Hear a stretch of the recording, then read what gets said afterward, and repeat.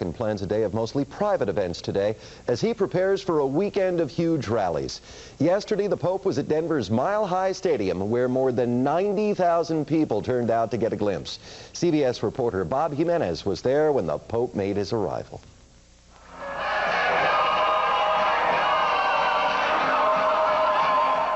The celebration began with song and spontaneous dancing that broke out all over the stadium. Then a greeting to all with something uniquely American. Mile High Stadium thundered with cheers as the Pope entered and circumnavigated the crowd of 90,000 in a custom that is uniquely his. He spoke in universal themes, togetherness and friendship, urging all young people to unite in their faith. We are here to listen to one another. I to you, and you to the Pope. But above all, we are in Denver to hear the one true word of life. Although expected, there was no papal lecture on the Church's demands for moral behavior. An intense downpour distracted thousands who were out in the open. But these Vietnamese youth from Orange County, 400 strong, took it all in stride. Meeting the Pope is, I think, the most special event in my life so far. I think it's just great. I mean, it's exciting. I can't say. You're too excited? Yeah, that's right. Well, it's raining now. Yeah, but that hasn't dampened the spirits. On Friday, many in this group will be granted a private audience, a special favor from the Pope because of their parents' suffering during the Vietnam War. What are you going to tell the Pope? I will ask him to pray more for our country. Most went home wet and tired, but the World Youth Day spirit was still high.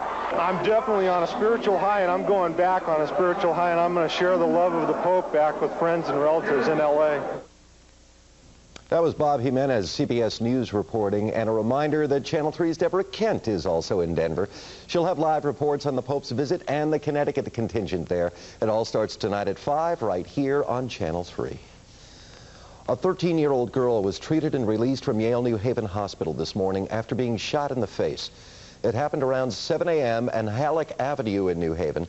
The victim's name has not been released. Police say another youth was playing with a gun when it went off, grazing the girl's face. Police are calling the shooting accidental. No charges have been filed yet. Connecticut lawmakers are putting up a united front to woo the New England Patriots to Hartford. This morning, many of them met with Governor Weichert. They say they're interested in having the NFL franchise come to Connecticut, but only if it's financially feasible for the state. Channel 3's Duby McDowell has been following this story. She joins us live from the Satellite Center with the latest. Duby. Well, Gerry, the governor's staff is heading up the effort to bring the Patriots to Connecticut, but the legislature would play a major role as well, specifically in building a stadium. All along, the cost has been estimated at about $250 million. Finding that money will be the challenge, but Democratic and Republican leaders say they're united behind the effort. Yeah, the only thing we would have to do is build the stadium, and we want to make sure that this is done not at the taxpayer's expense, and there are ways of doing this, and that's the kind of things that we're talking about. We just, as I say, there's a will to have this all happen, and it's going to happen very quickly, so we all have about a month to really figure out how we're going to do this, crunch the figures, and have it work for the state of Connecticut as well as for the Patriots, and it will happen. I think that's what we're looking at, is finding a way that the revenues that come in from the team will pay for the stadium over the course of the term of a reasonable life of the stadium, so that there is not a taxpayer subsidy. There has been talk all along of funding the stadium through tax incremental financing. That's a way of paying off the debt with the revenue the stadium and related ventures would generate. But still under consideration are general obligation bonds, a type paid off later that the state uses for most other projects. And Gerry, the important thing I think that came out of this meeting today was the line from one legislator that they are going to be as united behind this as they were behind the effort to keep Pratt & Whitney in the state, which seems to be sort of a promise that this isn't going to break down into a lot of political bickering back and forth, the kind that has really kept the Massachusetts legislature from getting on board a multiplex for that area. Duby, the Boston Herald playing the story up this morning as the legislature's involvement being a roadblock to the Patriots move. Did you detect genuine optimism for this? There seems to be. There seems to be in this state genuine optimism. And one person, the governor's staff, said to me, it's interesting, they feel that the Massachusetts media, specifically the Boston Herald, is seeing this as more of a possibility than perhaps the Connecticut media are. So there are many people in Connecticut, as you know, who don't want to get too excited about this, but certainly the people who are involved are working very seriously and taking it really seriously. Well, maybe the Connecticut media and the Boston media can play each other in a game of touch football to settle it. Thank you, Duby. One of the men responsible for draining thousands from Connecticut bank accounts pleads guilty in the ATM scam. Alan Scot Pace of Tucson, Arizona, in federal court Thursday, and on October 12th, he'll be fined and sentenced on one count of possession of counterfeit ATM cards and one count of bank fraud. He faces nearly 50 years in prison and $1 million in fines. Two other men will stand trial in October for placing that fake ATM at the Buckland Hills Mall in Manchester. Hartford police got their man in a chase last night, but in the process, they also got one of their own. Just after 6, narcotics officers chasing a suspect on foot on North Main Street, the man throwing his drugs as he ran. The detectives called for backup, but when other officers rushed to the scene, one wasn't able to stop her cruiser quite quickly enough. The cruiser hit not only the bad guy, but also one of the pursuing detectives. Officer Mac Hawkins treated for arm and back injuries. Samuel Davis treated and then arrested for possession of narcotics. Still to come on Eyewitness News at noon, we'll show you more of this dramatic video from Wales and the outcome for the 7 cadets involved in this fateful plunge. And in today's 2-Year Health Report, Denise will highlight a successful short-term tip for caring for a loved one with Alzheimer's disease. We'll be right back. Hundreds of vacationers on holiday at a lake in Wales witness a horrifying helicopter crash. One of them grabbed his film camera and took these pictures of the British Royal Air Force chopper crashing into the lake during a training flight. 3 teenage cadets were killed when the chopper sank to the bottom of the lake. 4 others were rescued and airlifted to hospitals with back injuries. Rescue workers in Thailand are clawing through rubble looking for survivors of a hotel collapse. The Royal Plaza Hotel in Korat collapsed this morning, killing more than 50 people, leaving hundreds of others injured. Heavy equipment is being used to dig for still hundreds more thought to be trapped inside. If you're caring for a loved one with Alzheimer's disease, you know how overwhelming it can be. Caregivers often suffer from depression and other problems themselves. But as Channel 3's Denise tells us in today's 2-Year Health Report, there's help from something as common as your TV set.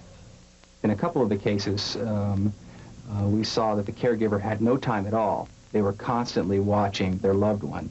To offset the use of drugs to calm and control Alzheimer's patients, University of Utah psychologist Robert Hill and his team of researchers hit upon the idea of using TV to engage this very impaired population. The last 4 years, we lived in our mobile home with Gordy, our silly dog. Here, Carol Nelson is preparing a videotape for her mother. The stories she's reading are ones from her mother's own childhood and early adulthood. So when Daddy turned 22, and you were about 19, you eloped. That's right. It's a combined use of personal stories narrated by a loved one with questions and built-in pauses to help Alzheimer's patients interact, and it's proven to be effective. We had a very powerful combination, one that kept attention, one that held attention, and one that was generally positive in its appeal. Carol Nelson says when her mother watches regular TV, she often gets up and wanders off, making Carol worry about what her mother is doing. But with that tape, she'll just, she gets real engrossed in it. And just, you know, I can have company over the house and she won't even know they're there. Just sit and watch the tape. And puts her in a real good mood. I know. And then she gets to singing. Katie, beautiful Katie. You're the only girl that I know. Doctors tell us one reason patients enjoy the videotape is that they hear stories about their earliest memories. There's more ahead when Eyewitness News continues, including another round of hefty fines for Howard Stern's bosses. The latest on the country's most famous shock jock is just ahead. Radio shock jock Howard Stern may have even shocked his bosses at Infinity Broadcasting. Stern's controversial commentary has brought the company another $500,000 in FCC fines. Stern allegedly made indecent remarks over a 2-month period last winter. The fines were levied against 4 Infinity-owned stations that broadcast Stern's syndicated program. Well, do you suffer from, I have to read this, excuse me, parascabadecatriophobia? That would be fear of Friday the 13th. But never fear, Charlie's here with a less than shocking forecast. Charlie. My fear is busting a forecast. I don't care what day of the week it is, or the day of the month. But this one shouldn't be busted because I've covered all the bases, Jerry. Let's start off looking at a shot that was taken this morning. Oh, there's Jerry at the golf course again. Hey, look at that, a hole-in-one right underneath the windmill. I've never gotten that good. But of course, these shots were taken earlier this morning, and as you can see, the kids are wearing their hats there, not to keep the sun out of their eyes, but to keep the hair out of their eyes, because there's not much sun around at the present time.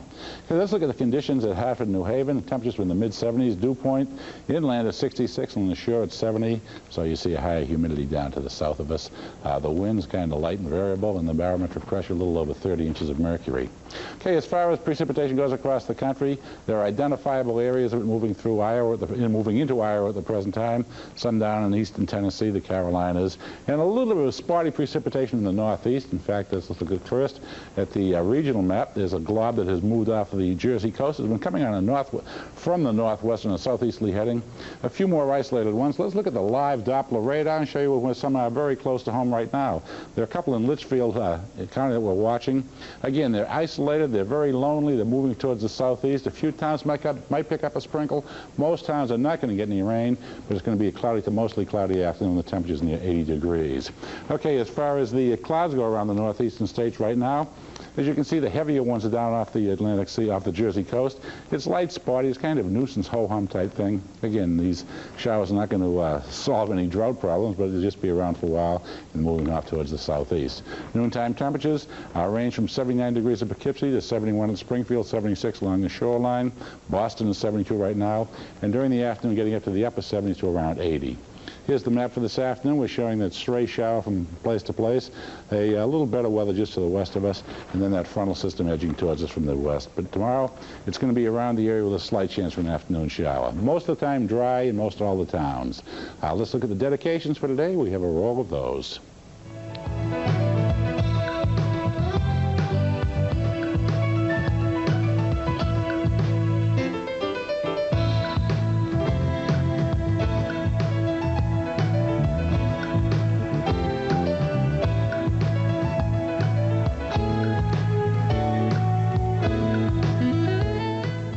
Now the written word on the forecast. During the course of the afternoon, mostly cloudy, a couple of stray showers. Temperatures ranging from the mid-70s to around 80 degrees. And then tonight, generally a mostly cloudy sky with lows in the 60s. For tomorrow, a lot like today, around 80 degrees with a chance for an afternoon shower. Most towns will stay dry.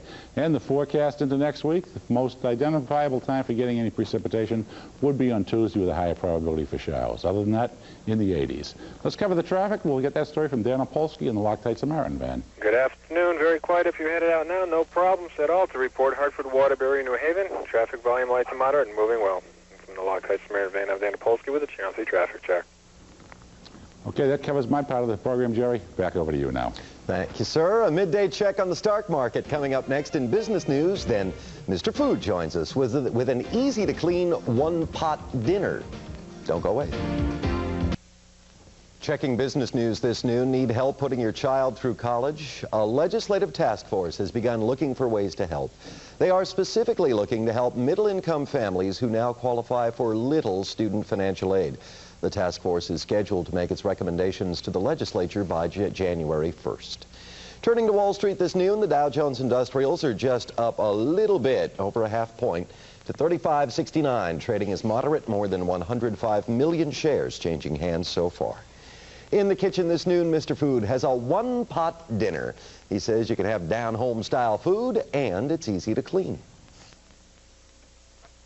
Back to school really isn't that far away. Well, it isn't. Look at the calendar. And that's going to mean carpools and meetings and tight schedules. So we'll often find ourselves needing a fast one-pot dinner that's as good for them as it tastes. Well, try this, using any brands at all. In a skillet on a medium heat, we brown a pound of lean ground beef with a cup and a half of chopped onion and a cup of chopped green pepper. Now when the beef is crumbly brown, we drain it and we throw in 2 drained 16-ounce cans of black-eyed peas, a can of whole tomatoes, juice and all, a ½ teaspoon of salt, and a ¼ teaspoon of pepper. Now, as soon as it boils, we turn the heat down and let it simmer. That means on a low, low flame, about a ½ hour, giving it a stir every once in a while, and done. Was that easy enough? Now, black-eyed peas, well, you bet. You know, we used to think these little beans were only used in the South, but the rest of the country is catching on fast to how good they taste and how especially nourishing they are and how they blend so well with any meat or any veggie, any kind of sausage, any kind of seasoning. Oh, sure, if you'd like the recipe, no problem.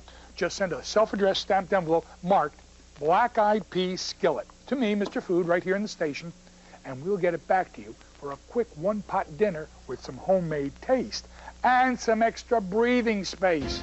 And when they say, seconds, please, it's so good.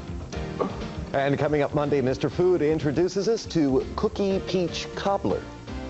When Eyewitness News continues, the story of this calf that's 2 of a kind despite being rather rare. We'll explain after the break. Stay with us.